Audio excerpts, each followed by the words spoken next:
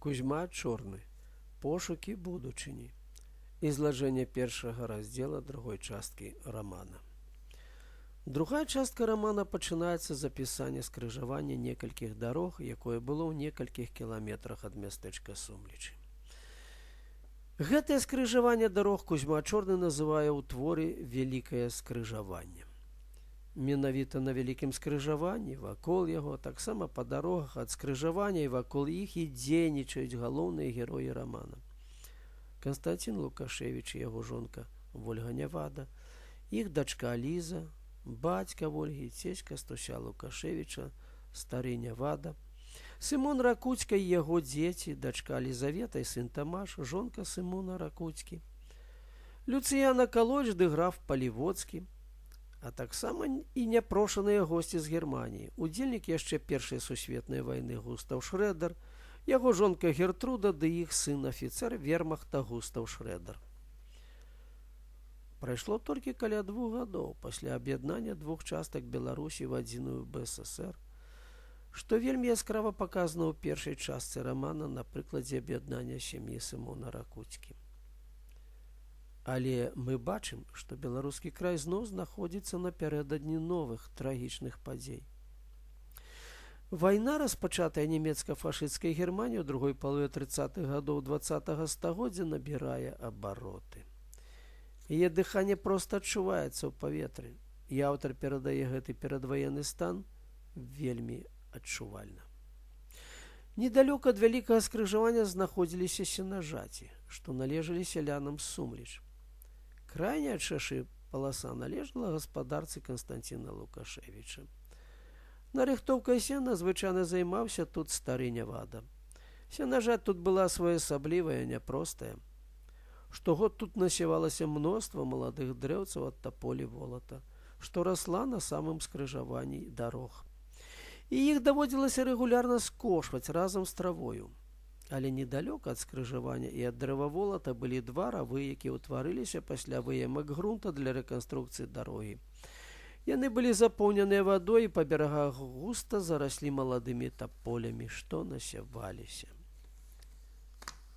Нявада вельмі шкадаваў маладыя дрэўцы, якія даводзілася скошваць. А аднойчы ён пачаў іх ратаваць, выкопваў на сенажаці самыя большыя ды перасаджваў іх бліжэй да дрэваволата ці па берагах равоў. Але пасаджаныя дрэўцы тапталі. Нявада не здаваўся і зноў выкопваў новыя саджанцы. І саджаў.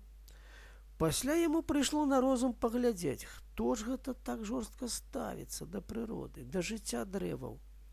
І ён пачаў у перапынках паміж касьбой ці сушэннем сена неўзаметку наглядаць за людзьмі. І прыйшоў да вельмі несуцяшальнай высновы. Тапталі практычна ўсе людзі, за вельмі рэдкімі выключэннямі. І ён імкнуўся запомніць кожнага чалавека, кожнага такога таптуна, хоць лік тых, што ён бачыў тут, ішоў, мабыць, на 1000. Аднойчы на скрыжаванні спынілася грузавая машына, і з яе выйшла маладая дзяўчына. Машына паехала далей, а дзяўчына засталася. Нявада стаў сачыць, стопчае на дрэўца ці не. Дзяўчына пайшла да рова, але да дрэўца не дайшла.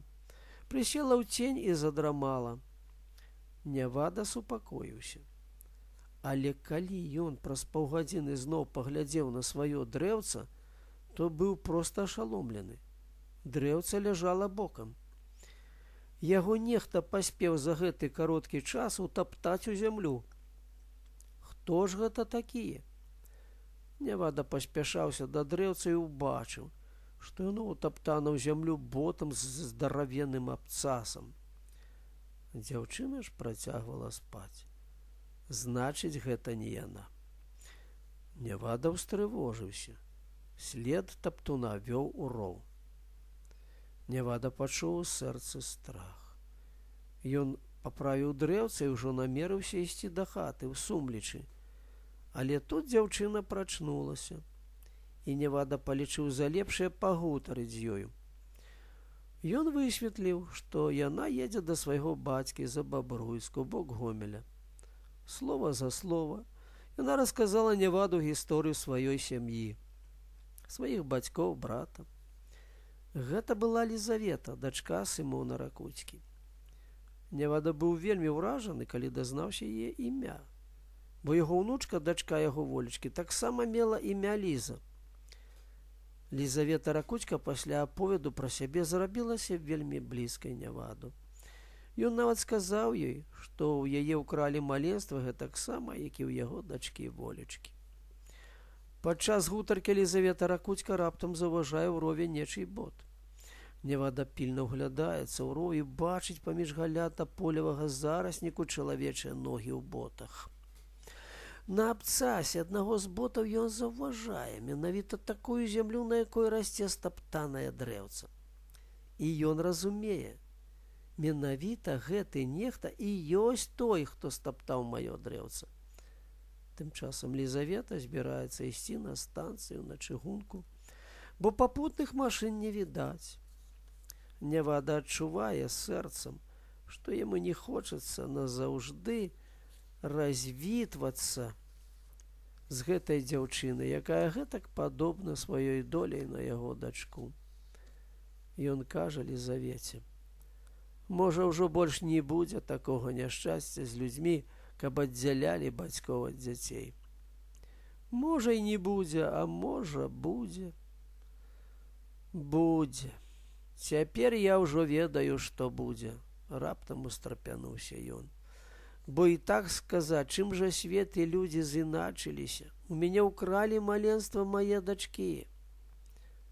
А ў мяне на 20 год укралі бацьку». І тут Нявада вырашае патурбаваць таптуна, які залёг у рове.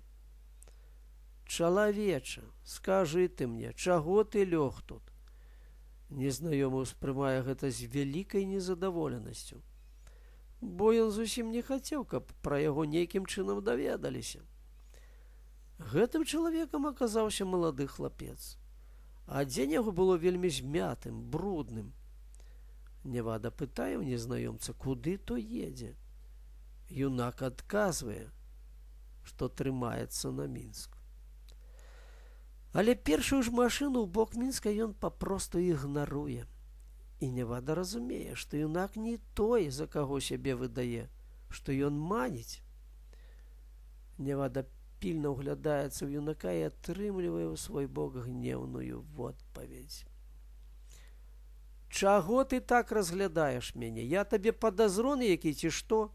Я цябе не баюся. У цябе ўкралі маленства твае дачкі, а ў мяне ўкралі самога мяне. Так што ідзі сабе ў свой бок, а я ў свой». Пасля такой гутаркі з маладым чалавекам Нявада пайшоў нарэшце ў сумлечы. Заўважыўшы па шляху, што незнаёмы пасунуўся паўз жыта ў поле, за якім пачынаўся лес. Далей выявілася, што таямнічы незнаёмец нікуды не збіраўся сыходзіць з вялікага скрыжавання. І калі ад пасажыраў і шафёра грузавіка, які імчаўся па шашы з захаду на ўсход, незнаёмец даведаўся, што немцы ўжо перайшлі мяжу ды наступаюць на ўсход, то ўздыхнуў з палёгкай, і яго трывожна чакальны настрой змяніўся на радасна ўпэўнены. І ён пачаў дзейнічаць. Пайшоў у таполевыя зараснікі, дастаў з тайніка ўжо надрукаваныя абвесткі і пайшоў іх развешваць на дрэвах на скрыжаванні, а таксама параскідаў проста на шашы. Лізавета, якая перабыла ноч у сумлечах і зноў прыйшла на скрыжаванне ў надзеі сесці на нейкі транспарт у накірунку на ўсход, прачытала адну з абвестак незнаёмца на дрэве і ў роспачы заплакала. Ён падышоў да яе і запытаў, чаму яна такая змрочная, сама не свая. Яна адказала яму, што нарэшце, як яна думала, ўсё ўладкавалася. Яна сустрэла бацьку, іх сям'я аб'ядналася, яна вучылася ў Беластоку. І раптам канец яе марам аб будучыні. Вайна. Але незнаёмец быў абыякавы да гэтых душэўных пакутаў дзяўчыны. Лізавета нарэшце ўзлезла проста на ходзе на адну з машын, што ішлі на ўсход. А таямнічы незнаёмы пакінуў скрыжаванне і зноў пайшоў у лес. А тым часам шаша стала вельмі запаўняцца машынамі, якія ўсе імкнуліся на ўсход. Але калоны былі атакаваныя нямецкай авіяцыяй. Адзін з самалётаў скінуў бомбы нават на Сумлічы. Людзі з Сумліч пачалі ўцякаць. Некаторыя ў лес, некаторыя па шляху на ўсход. Нявада на фурманцы разам са сваёй унучкай Лізай паехалі шашою на ўсход. За скрыжаваннем, аднак, яны наткнуліся на некалькі разбомбленых фашыстамі грузавікоў з людзьмі. Шмат людзей загінула. Некаторыя засталіся жывымі. Сярод жывых было шмат і дзяцей. Нявада кінуўся ратаваць дзяцей. А Лізу адправіў назад у Сумлічы. І тут раптам ён зноў убачыў таго маладога чалавека, якога ён выпорваў з рова. Незнаёмы пачаў горача расказваць Нявадзе, што немцы ўжо занялі мінскі Бабруйск. Слуцак гарыць, а Баранавіч і Вільня ўжо спалены. Чырвоная армія ўжо за сённяшнюю ноч разбіта і разбягаецца. Сталін і Молатаў невядома дзе дзеліся з Масквы. Калі ж Нявада запытаў, адкуль у яго такія весткі, то той паказаў Няваду такую ж паперку, якую ён жа раней сам прыбіў да дрэва. Нявада бачыць, што незнаёмы насамрэч ёсць нямецкім дыверсантам. А пасля закліку гэтага таямнічага юнака спаткаць немцаў як сваіх, не вытрымлівае, ды б'е яго металічным прэнтам па галаве, ды пакідае скрыжаванне на сваім кані. Незнаёмец да атрыманага ўдару не можа ісці, застаецца ляжаць на шашы. Калоны і машыны, якія рухаюцца па шашы, зноў пачынае бамбіць нямецкая авіяцыя. Разбітыя грузавікі, мноства забітых ды параненых людзей. Незнаёмец кліча каго-небудзь дапамагчы яму, але ніхто яму не дапамагае. Недалёка ад яго пад абломкамі машын ды пад трупамі ды раненымі знаходзіцца пасля бамбёжкі Елізавета Ракуцька. К ночы ёй удаецца вылезці з-пад завалаў ды ўстаць на ногі. Падымаецца і незнаёмы. Чуць жывыя яны ідуць у розныя бакі. Лізавета Ракуцька без канца паднімае рукі ў надзеі, што хто-небудзь падбярэ яе. Але машыны з-за налётаў нямецкай авіяцыі ідуць з патушанымі фарамі, і ніхто не бачыць яе ўночы. Нарэшце настае раніца. Лізавета знаходзіцца на шашы і бачыць, што робіцца там. Машыны і людзі, жанчыны і дзеці, маладыя і старыя, параненыя і здаровыя. Ішлі і ехалі, і ўсе глядзелі ўгару. Тут жа, зусім недалёка ад Лізаветы, на скрыжаванні спынілася ваенная грузавая машына, з яе выйшаў Сымон Ракуцька. Падзякаваў лейтэнанту ды пайшоў на дарогу, якая ішла ў бок Бабруйска. Але з-за мноства тэхнікі ды людзей яны не бачаць адно аднога. Такім чынам бацька і дачка, Сымон ды Лізавета Ракуцькі размінуліся і пайшлі дабірацца да свае хаты, што паміж Бабруйскам ды Гомелем паасобку. Лізавета толькі здалёку убачыла прысутуленую постаць на дарозе, вельмі падобную на постаць яе бацькі. Яна не паспела прыняць нейкае рашэнне, як на шашы з'явілася нямецкая тэхніка, танкеткі, а пасля грузавыя машыны з салдатамі. І яна самастойна, пешу пайшла той дарогай, якой пайшоў яе бацька, без надзеі ўжо здагнаць яго. А малады дыверсант, якога ударыў жалезным прэнтам Нявада, ачуньваў пад хвойкай каля шашы. Стан яго быў жахлівы, але ён усё ж зрабіў намаганне ды падышоў да нямецкага легкавіка, што спыніўся на скрыжаванні, звярнуўся па-нямецку да старшага афіцэра ды далажыў яму пра стан рэчаў на скрыжаванні, а таксама запытаўся, ці пастаўлены ўжо немцамі мясцовыя ўлады. Асабліва яго цікавіла, ці пастаўлены начальнікам акругі граф Палівоцкі. Не атрымаўшы ад афіцэра пэўнага адказу пра Палівоцкага, толькі пачку галет, дыверсант зноў пашыўся ў лес.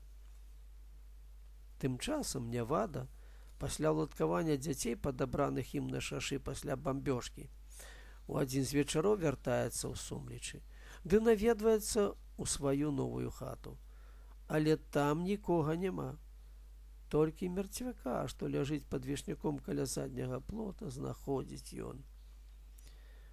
Ён пачынае глядаць усю хату і знаходзіць прыкметы таго, што яго родныя пакінулі сядзібы ў неспакоі. Асабліва яго ўражвае, што яны нават каштоўнасці Паліводскага пакінулі.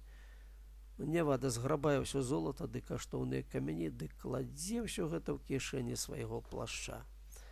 Ён ідзе па вулках, але ўсе хаты пустыя. Толькі на выхадзе з мястэчка бачыць на сцяне адной з хат цэлы камплект нямецкіх аб'яваў, падпісаных акругом камісарам Густавам Шрэдэрам. Усхваляваны ад прачытанага, ён ідзе ў сваю старую хату. Надыходзіць ноч, і стомлены Нявада кладзецца спаць у хаце, у якой ён нарадзіўся, дзе прайшло яго дзяцінства, дзе было яго вяселле, дзе радзілася Волечка. Але сярод ночы ён прачынаецца. Ярка свеціць месяц. І Нявада вырашае зусім пакінуць Сумлічы. Ён выходзіць з хаты, сыходзіць з парога і тут бачыць, што проста ў двор заходзіць яго Волечка, дачушка ягоная. І адзінота пакідае яго душу. Волечка расказвае бацьку, што адбылося ў Сумлічах за той час, пакуль ён адпраўляў дзяцей. Кастусь ды іншыя мужчыны з мястэчка пасля нападу немцаў пайшлі мабілізавацца. Але нікога не знайшлі на зборным пункце і вялікім натоўпам вярталіся назад. На шашы яны адабралі ў аднаго з уцекачоў з фронту кулямёт. Прыйшоўшы, схавалі яго ў нашай хаце. Але па дарозе прыстала да местачкоўцаў і некалькі незнаёмых. А адзін з іх пабег да немцаў ды ўсё расказаў. Немцы забралі кулямёт, а таксама Кастуся. Але па дарозе Кастусь уцёк ад іх. Пасля гэтага немцы перапісалі сабе Кастуся і ўсіх нас, абчысцілі ўвесь наш дом, а затым застрэлілі даносчыка проста ў нас на двары. Але на гэтым не скончылася. Немцы выдалі загад. Калі Кастусь сам не явіцца да немцаў, то ўсё мястэчка будзе спалена, а кожны 10 будзе расстраляны. Праз 2 дні Кастусь таемна ўвечары прыйшоў дадому, але за домам сачылі. Раніцай немцы абкружылі ўсё мястэчка, сагналі ўсіх в адно месца. Кастусю пашчасціла зноў уцячы. Дзе ён зараз, мы не ведаем. А Ліза тут сочыць на вуліцы, каб не ішоў хто. Мы з ёю гэтага даносчыка ўжо закапалі на вулцы. Зараз я падмяню Лізу, дык вы хоць зможаце спакойна трохі паспаць. Пасля расповеду Волечка з бацькам ідзе да Лізы. Яна падмяняе дачку на варце, а Ліза застаецца з дзедам. Але яна кажа, што спаць нельга, бо ў цемені яна заўважыла некага за агародамі, які некуды пайшоў, прыгнуўшыся. І тут адбываецца маленькі цуд. Разам з Волечкай прыходзіць Кастусь. І ўся сям'я зноў разам. Але сустрэча была нядоўгай. Кастусь пайшоў у месца сваёй хованкі, у драчы лужок, дзе ўжо сабралася ладная колькасць людзей са зброяй. Папрасіў Лізу, дачушку сваю, трымаць з ім сувязь. Але калі яна вярнулася ад бацькі ў Сумлічы, то яна ўбачыла каля дома, дзе нарадзілася, ды вырасла шмат чужых людзей. І яна пайшла ў старую хату. Маці сказала Лізе, што немцы лічаць яе бацьку завадатарам барацьбы з імі, і таму забіраюць іх новы дом пад базу паліцыі. Яна просіць Лізу зноў наведаць бацьку, ды распавесці яму апошнія навіны. Але стары Нявада не пускае ўнучку ў такое рызыкоўнае падарожжа і ідзе да Кастуся сам. Ён разумее ўсю небяспеку стану, у якім апынулася яго сям'я. На сустрэчы Нявада ўпрошвае свайго зяця Кастуся Лукашевича затаіцца, схавацца, пакінуць узброенае змаганне з акупантамі. Бо такую сілу можа адолець толькі адпаведная сіла, рэгулярнае войска, а не партызаны. Але Кастусь адмаўляецца і кажа свайму цесцю: «Я цябе не паслухаю, я не паверу табе, што будзе ціхае чаканне». І яны разыходзяцца. Дамаўляецца, што Кастусь сам будзе выходзіць на сувязь са сваімі хатнімі, з Волечкай, Лізай і ім Нявадам. Нявада ідзе ў Сумлічы і сустракае на ўваходзе ў мястэчка паліцэйскіх, якія пытаюцца, куды ён хадзіў. Ён пераконвае іх у мэце свайго паходу з мястэчка. Мястэчка сустракае яго нязвычнай цішынёй. Ён прыходзіць у старую хату, але там нікога няма, толькі сляды рабунку. Пасля 2 гадзін чакання ён зноў ідзе па вулках селішча, але яно пустое. Па шляху ён заходзіць у свой новы дом. Паліцаі дазваляюць яму зайсці ды ўзяць якую-кольвічы сваю адзежыну. З адзежы ён выходзіць на ганак дома і з іх гутаркі даведваецца, што начальнікам цывільнай улады в обласці немцамі прызначаны граф Палівоцкі. Калі ж ён вярнуўся ў сваю старую хату, то там ужо была ягоная Волька. Уся ў смутку і адчаі.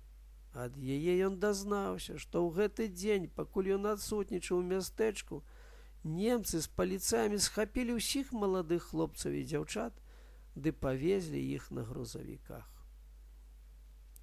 Волька ідзе з хаты і шукае Кастуся, каб распавесці пра ўсё, што адбылося з Лізай. Праз некаторы час яна вяртаецца ў Сумлічы. І Нявада дазнаецца ад яе, што Кастусь разам з гуртом мужчын напалі на калону машын, што везлі беларускую моладзь. Але пашчасціла адбіць у немцаў толькі 2 заднія машыны. 2 пярэднія машыны адарваліся ад пераследу і зніклі туды, куды ехалі. Волька вырашае канчаткова ісці да Кастуся і змагацца з акупантамі побач з ім да перамогі і вяртання да свабоднага жыцця Лізы ды астатніх. Нявада пасля гэтага заяўляе дачцэ, што ён прыняў рашэнне і будзе дзейнічаць па свайму плану. Каб адно пайшлося добра, я выратую Лізу і ўхаваю яе да лепшай часіны. Бывай, Волечка.